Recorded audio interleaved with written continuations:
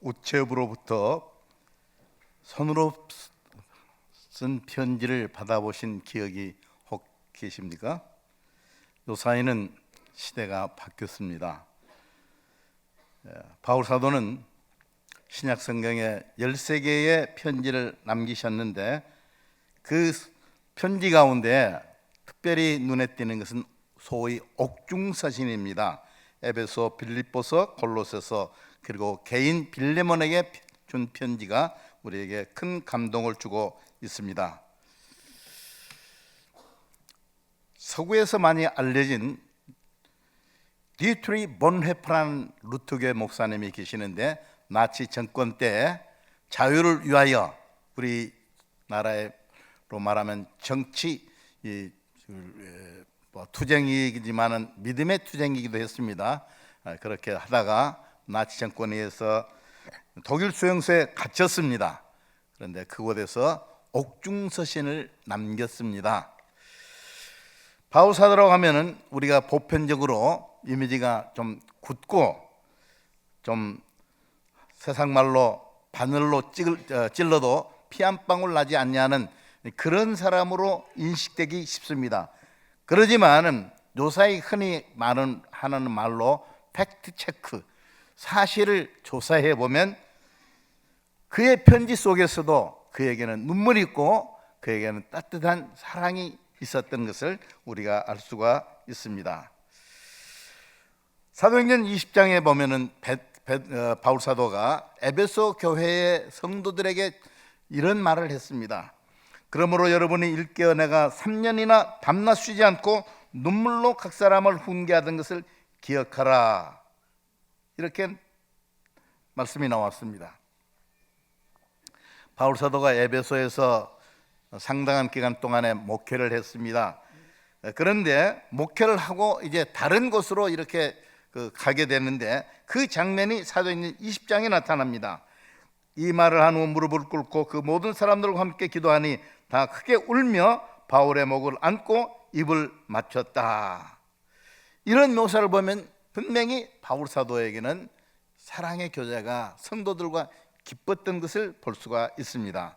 오늘 본문에도 내가 여러분 너에게 말하였거니와 이제도 눈물을 흘리며 말하노니 여러 사람들이 그리스도의 십자가의 원수로 행한다. 도대체 무슨 말씀입니까? 빌립보 교회라고 하면 바울 사도를 위해서 헌금을 해주고 후원한 교회였습니다. 4장 1절 빌립보서를 보면 이렇게 교회 성도들을 칭찬했습니다. 사랑하고 사모하는 형제들 나의 기쁨이며 멸류관을 사랑하는 자들아, 이렇게 칭찬을 아끼지 않았는데 왜 바울 사도의 눈에는 눈물이 마르지 않았느냐 하는 거죠. 그것은 오늘 앞서 말씀드린 대로 여러 사람들이 그리스도의 십자가의 원수로 행하였기 때문에 그랬다는 거죠. 도대체 어떤 사람이 십자가의 원수, 그리스도의 원수였다는 겁니까? 한마디로 말하면 유대주의자들을 말합니다. 십자가의 공로를 무시하는 자들을 말하는 것입니다. 이들에게는 세 가지 특징이 있는데 이들은 배를 하나님으로 삼는 자다라는 말씀입니다. 좀 더 쉽게 말씀을 드리자면은 구약에 에서가 있습니다. 에서는 장자였습니다만은 팥죽 한 그릇에 동생 야곱에게 장자권을 팔아 넘겼습니다. 거기서 끝난 게 아닙니다. 축복권까지도 빼앗게 되었습니다. 우리 한국교회에 대해서 깊이 알고 있는 사람 가운데 한 분이 존 스토트 목사님입니다. 이미 소천하셨습니다. 그는 한국교회가 물질주의에 빠져버렸다 이렇게 말씀했습니다. 한국교회 대형교회들이 마치 약속해 난 듯이 소위 세습, 다른 말로는 대물림을 하고 있습니다. 그런데 왜 이런 악한 일이 벌어지고 있는가? 그 뿌리로 들어가 보면 뭐가 있느냐 하면은 물질주의의 악한 사탄의 영이 자리 잡고 있다는 거죠. 십자가의 원수들이 두 번째 특징은 뭐냐면 부끄러움을 영광으로 삼는다 그랬습니다. 간혹 한국교회 지도자 중에 공공연하게 이런 말을 합니다. 꽁 잡는 것이 매다 이렇게 말합니다. 무슨 방법으로 돈을 벌든지 부자가 돼야 되고 무슨 방도로 성공하든지 성공하는 자가 승리자이며 무슨 판을 벌리든지 교회가 부흥하면 그것이 은혜다. 뭐 이 시대의 보수주의다, 개혁파 신학이다, 정통 신학이다, 이런 거 앞세울 것이 없다. 그런데 젊은 목회자와 순수한 성도들은 그게 정답인 줄 알고 아멘도 하고 할렐루야도 합니다. 너무 마음이 아픕니다. 십자가 원수들의 세 가지 특징은 땅의 일을 생각하는 자라고 그랬습니다. 골로새서 보면은 이런 말씀이 있습니다. 위의 것을 생각하고 땅의 것을 생각하지 말라. 오늘 본문에도 우리의 시민권은 하늘에 있는지라 거기로부터 구원하는 자 곧 주 예수 그리스도를 기다린다 그랬습니다. 우리는 기다리는 분이 있습니다. 마치 예수님이 말씀한 것 같이 우리는 신부의 심령을 가지고 기다려야 됩니다. 어떻게 기다려야 되는 것입니까? 사랑하는 자들아, 거류민과 나그네 같은 너희를 권하노니 영혼을 거스려 싸우는 육체의 정욕을 제어하라. 베드로 사도 역시 우리들이 땅에 살지만 하늘나라를 바라보며 살아라, 그렇게 말했습니다. 요사이는 한국의 해외여행이 굉장히 자유스럽게 됐습니다. 얼마 전까지만 해도 해외여행을 가면서 이렇게 보면 이제 초짜 그 해외여행자가 있어요. 어딘가 표가 나요. 그건 어떻게 보냐, 이것저것 짐꾸러미가 많습니다. 고생 바가지입니다. 웃는 분은 이미 경험을 하시는 거예요. 이 땅은 우리 성도들이 살 영원한 도성이 아니라는 거죠. 십자가로 사는 자들 보니까 바울 사도에게 눈물이 났다는 것입니다. 왜? 그들의 마침은 멸망이다 그랬어요. 아무리 자녀가 힘들게 해도 멸망으로 가면요, 부모는 눈물이 납니다. 바울 사도에게 빌립보 교회는 영적 아들과 같은 성도들이었습니다. 눈물이 나는 것은 너무나 당연한 것입니다. 왜 눈물이 납니까? 영광의 몸의 형체가 되어야 될 텐데, 조직신학적으로 하면 영화의 몸이 되어야 될 텐데, 천국에 들어가야 될 텐데, 다른 말로 쉽게 말하면 들어갈 수 없게 되었다는 거죠. 바울 사도는 이와 같은 상황에서 그 해결 방법을 말씀하고 있습니다. 형제들아, 너희는 함께 나를 본받으라. 그리고 너희가 우리를 본받은 것처럼 그와 같이 행하는 자들을 눈여겨보라 라고 했습니다. 해결 방법이 첫째는 형제들아 너희는 함께 나를 본받으라는 거죠. 바울 사도의 이 말씀을 한 구절만 딱 떼어서 생각한다면 매우 교만한 은사입니다. 어떻게 나를 본받으라 이렇게 말할 수 있을까? 그러나 고린도 교회에 보낸 편지에 이런 말씀이 있습니다. 내가 그리스도를 본받는 자 된 것 같이 너희는 나를 본받는 자가 되라. 내가 그리스도를 본받았는데 너희들도 그리스도를 본받는 그 길로 가면 된다, 그런 뜻입니다. 한 번은 예수님께서 제자들을 불러 모아놓고 이런 말씀을 했습니다. 나는 마음이 온유하고 겸손하니 나의 멍에를 메고 내게 배우라. 그리하면 너희 마음이 쉼을 얻으리라. 뭘 본받아야 된다는 겁니까? 겸손을 본받으라 하는 말씀입니다. 요사이 젊은이들이 정말 취업하기가 힘듭니다. 자기 소개서도 씁니다. 근데 그것도 자기 나름대로 영어로 유니크하게, 영어를 써도 좀 나름대로 써야지, 뭐 베껴서 카피해서 하면 이게 점수 마이너스라고 그런 텔레비전을 봤습니다. 바울 사도는 그의 편지 가운데 자신을 은근히 소개하는 그런 글을 맺고 보았습니다. 그런데 정말 바울 사도는 정말 놀라운 일이에요.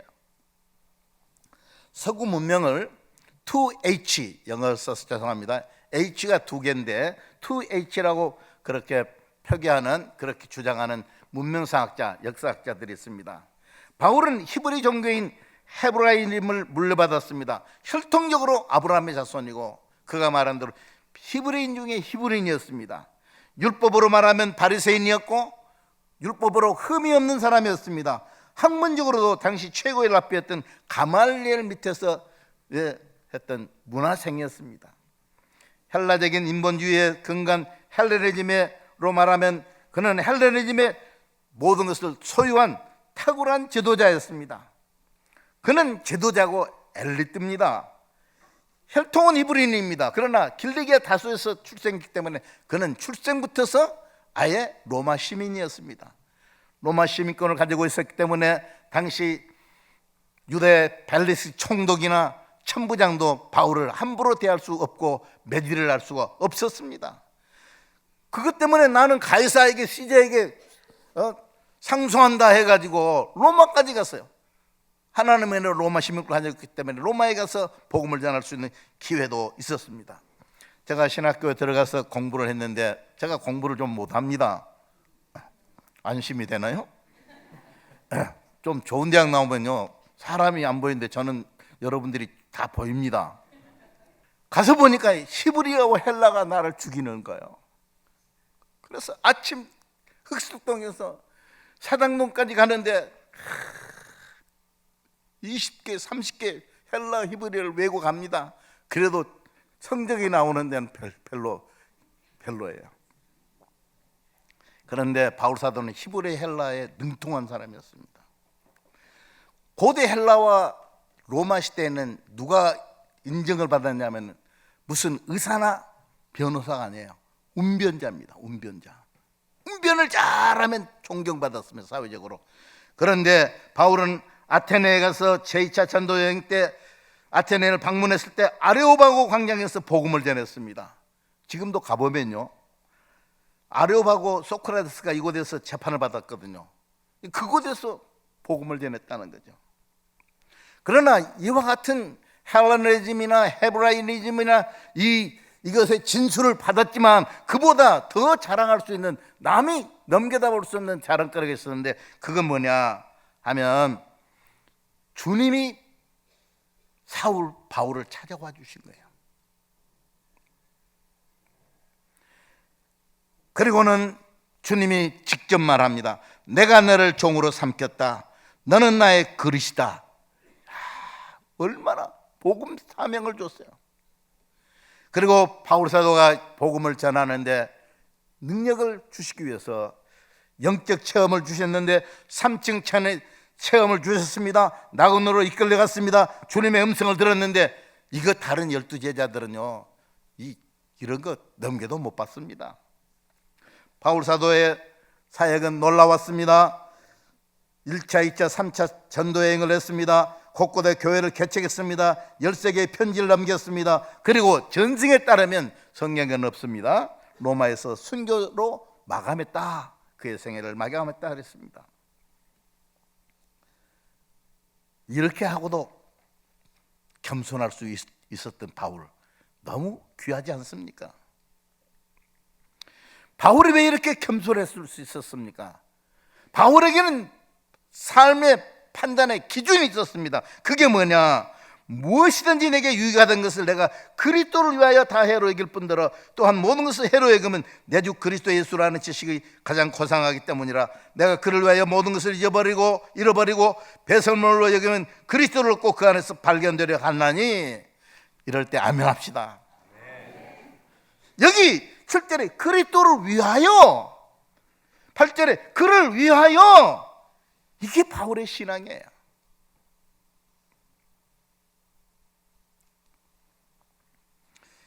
바울 사도가 존경받을 수 있고 정말 바울 사도가 예수를 닮았다, 뭘 보고 할 수 있습니까? 딱 한 단어입니다. 고린도전서 15장 31절 따라하겠습니다. 날마다 죽노라. 지난번 저녁에 김정은 빌리그램 목사님이 통역자 빌리킴 목사님이 오셔가지고 I die daily라고 그러는데 킹 제임스 버전을 보니까 I die every day. 나는 날마다 죽노라고 그랬어요. 이 말씀은 무서운 말씀입니다. 누구나 할 수 있는 말씀이 아니다는 거죠. 옛날 우리 어른들이죠. 죽겠네. 그 다음날 한 사람도 죽은 사람 못 봤어요.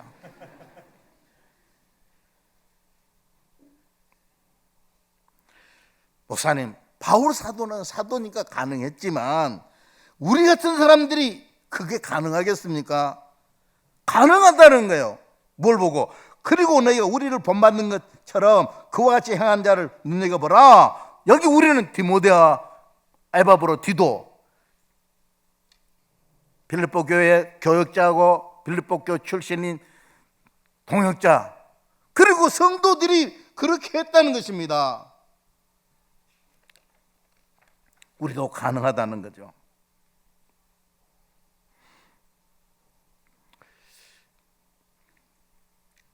물론 이 말씀을 전할 때 부끄럽습니다. 교인들이 다 보고 있는데, 디모데와 에바브로 디도는 예수를 본받고 빌립보 교회의 성도들은 그렇게 된다는데 우리는 어떻게 하면 좋은가? 정말 경성해야 될 것입니다. 예수님을 본받는 직접적이고 손쉬운 방법은 없을까? 그것은 다른 게 아니라 작은 예수로 사는 겁니다. 예수님의 전생애를 다 펼쳐볼 수는 없지만은 세 가지로 말한다면 예수님은 말구에서 탄생했습니다. 큰 성 예루살렘이 아니라 조그마한 시골 베들레헴에, 그것도 여관이 아닌 병원이 아닌 마구간에 탄생했습니다. 큰 교회만 바라볼 게 아니에요. 적은 교회, 개척교회, 지하교회.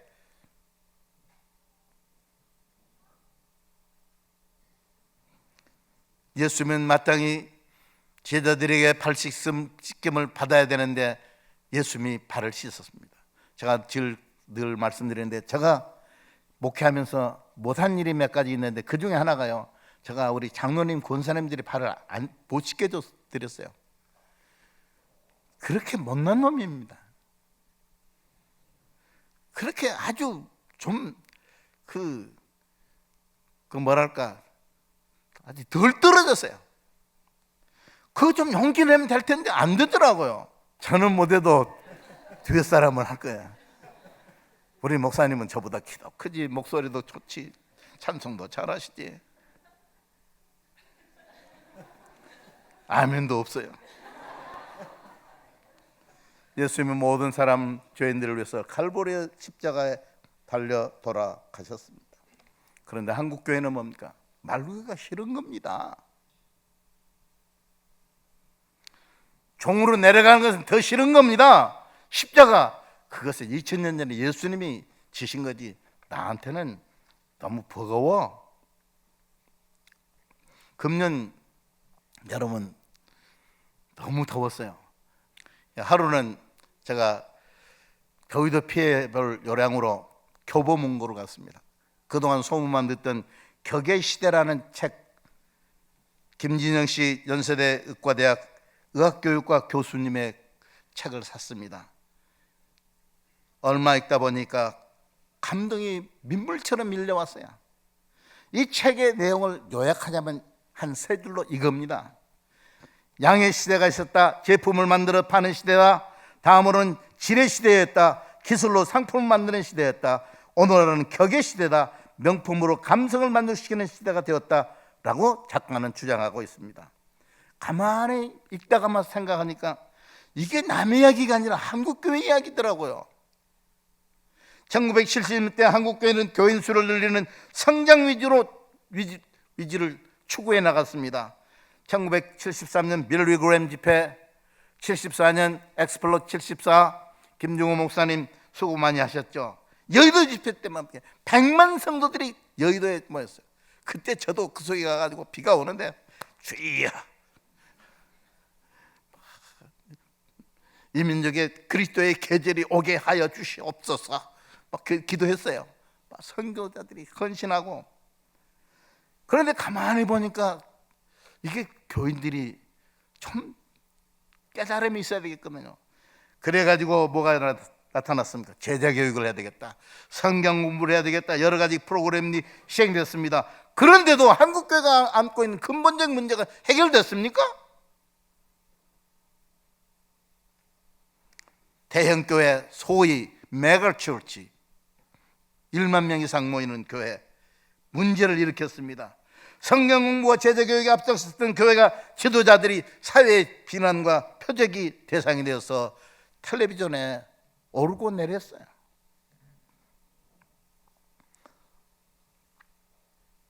어떻게 해야 한국교회가 올바로 성도들이 새겼습니까? 앞서 말씀드린 대로 한국교회 성도들의 품격을 이제는 갖춰야 되는 것입니다. 성숙한 교인이 돼야 됩니다. 다 컸는데 오줌도 싸면 안 돼요. 죄송합니다. 저에게 하는 말입니다. 절대된 모습, 어른스러운 모습이 필요하다는 거예요. 제가 청년 때 그리스도를 본받아라는 토마스 아켄피스의 책을 읽었습니다. 이 책은 그리스도 교회의 고전의 3대 책 중에 하나입니다. 오거스틴의 참회록, 잔 번연의 철로 역전, 그리고 세 번째는 그리스도를 본받았는데, 이 그리스도를 본받아라는 책은 성경 다음으로 성도들이 많이 읽는 책입니다. 그 책은 이렇게 말합니다. 성도들은 두 날개가 있어야 된다. 그것은 뭐냐? 단순함과 순수함이다. 그리하여 겸손으로 길로 가라. 너무 목사들 단순하지 않아요. 너무 머리를 써요. 성도들이 머리를 너무 써요. 왜 씁니까? 단순하지 않아요. 순수성이 없어요. 그 얼굴에. 예수님의 사랑과 예수님의 고난은 온데간 데 없습니다. 회개의 기도가 없어요. 토마스 아켄피스는 그렇게 말했습니다. 골방에 들어가라. 그리고 그곳에서 회개하라. 한국교회는 시청 앞으로 갑니다. 잠실 운동장에 가서 회개 집회합니다. 그곳에 눈물이 없습니다. 회개 찾아볼 수 없어요. 가슴 아픈 일인 것입니다. 우리 성도님 중에 목사님, 오늘 설교는 너무 무거운 주제가 아닌가요?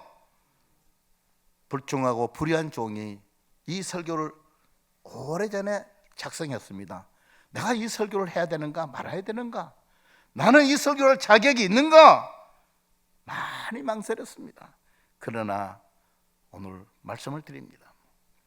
수년 전 미국 버펄로에 있는 미술관을 갔습니다.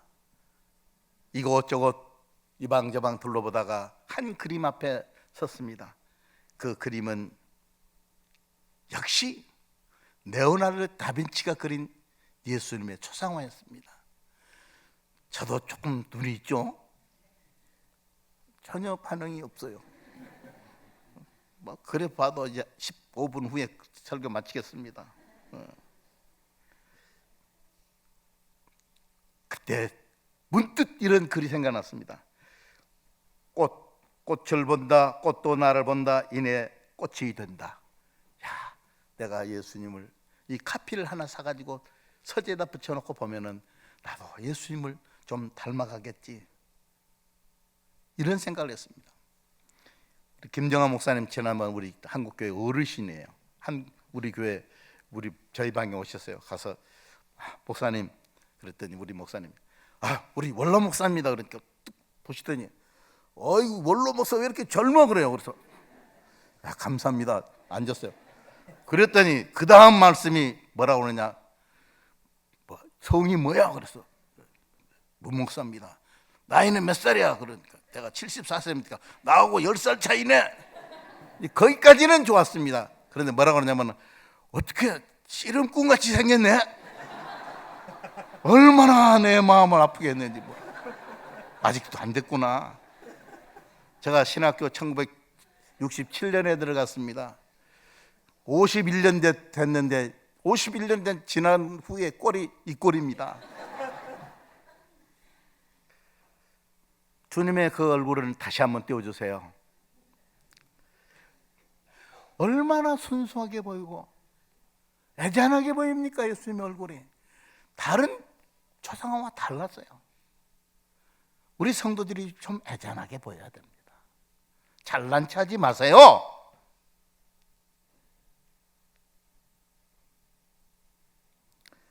이번에 그리스도를 본받아를 다시 한번 읽었습니다. 한 장 한 장 넘기는데 그 손이 너무 무거워. 넘기기가 어려워. 너무 부끄러워. 목사 너는 아직도 멀었어. 너는 광야의 길로 가야지 돼. 조용히 걸어라. 이런 말씀이 음성이 들리는 듯 했습니다. 지난밤 꿈을 꾸었습니다. 명성교회 김사마 목사님이 로마의 옥중에 계신 바울 사도를 찾아갔습니다. 그런데 바울 사도가 저 사모님 왔습니다. 그러니까 아이고 특세하느라고 고생 많이 했다. 그러면 바울 사도님 어떻게 하면 좋습니까? 조용하게 바울 사도가 이렇게 말했습니다. 내려놔. 그때 바울 사도의 말씀에 김사마 목사가 그리고 눈물이 그 얼굴에서 주르르 흘렀습니다.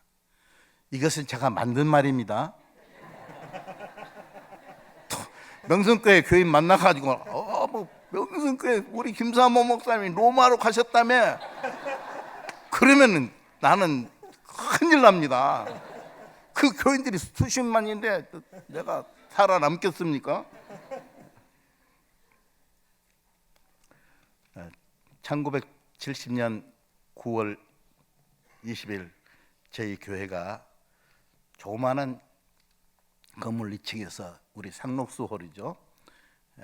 그때 또 다시 살 때 우리 김봉길 장로님이 수고도 많이 하셨어요.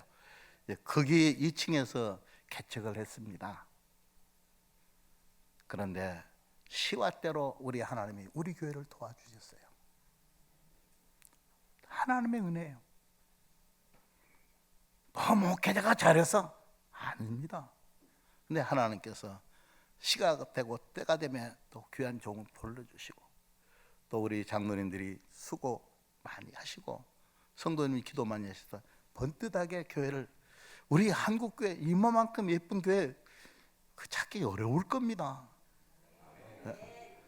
이제 우리 품격을 높입시다. 품격 있는 교회가 됩시다. 품격 있는 성도가 됩시다. 그리고 빌립보 교회처럼 어렵지만 어려운 시대지만 하나님의 말씀을, 주님의 말씀을 끝까지 지킵시다. 이것이 부족한 종의 소원이고 우리 성도님들의 기도인 줄로 믿습니다.